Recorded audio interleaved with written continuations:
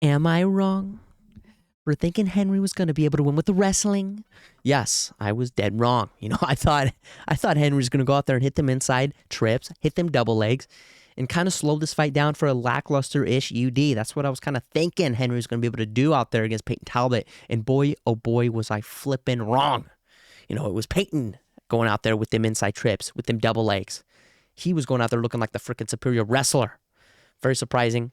And I will say, the saving grace, I suppose, of Henry, obviously, if he never returned, who knows where his legacy would be. Coming back and going on this skid, it's a legacy tarnishing thing. You can't sugarcoat it. It just is.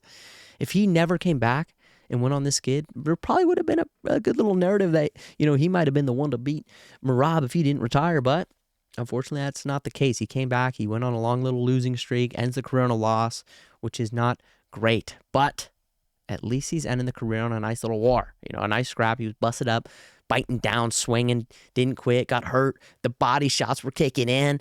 There were moments in there where he could have found a way out, and he did not. Instead he bit down and he went the distance. So I'm sure he'll get some love for that. It's very similar to when Luke Rockhold went out there against Paulo Costa and, had a war and went the distance, and then he got some love after that. Obviously Luke Rockhold decided to come back, karate combat, and then, boxing, and then, got put out by Darren Till. But nonetheless, that stuff doesn't matter. Get it out of here. We're talking about Henry Cejudo. He ends the UFC career with a nice little war. He's going to get some love for it. And Payton Talbot, this mother chucker can wrestle. Who would have thought he'd be going out there hitting Henry with Henry's takedowns? I didn't think that was going to happen. And it was very impressive. A very impressive young man here.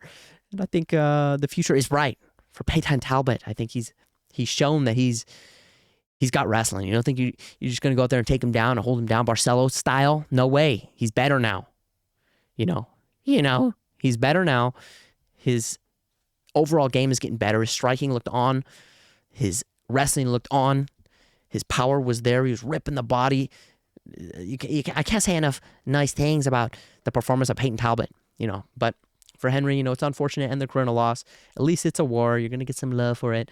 And, I suppose I should have known he was going into this fight retiring. I will cope here and say I thought Henry was going to go out there and say, I'm going to fight Talbot and then I'm going to fight Sugar Sean. Instead, he was like, I'm going to fight Talbot, win or lose, I'm out. And whenever that's the narrative going in, you got to push your chips onto the young guy, right? Because it's very rare that the old vet's going to fight the young prospect and say, I'm retiring after this, and then they win. It doesn't really happen, right? So that was a silly mistake by me. But it is what it is, right? It happens. Anyways, good fight, good scrap. Henry put on a war for his last fight. That's good news, right? Get a little love for that. And Payton Talbot, the future is bright, I suppose. We'll see where he goes from here. So, good scrap. I was wrong. Is what it is. Good fight.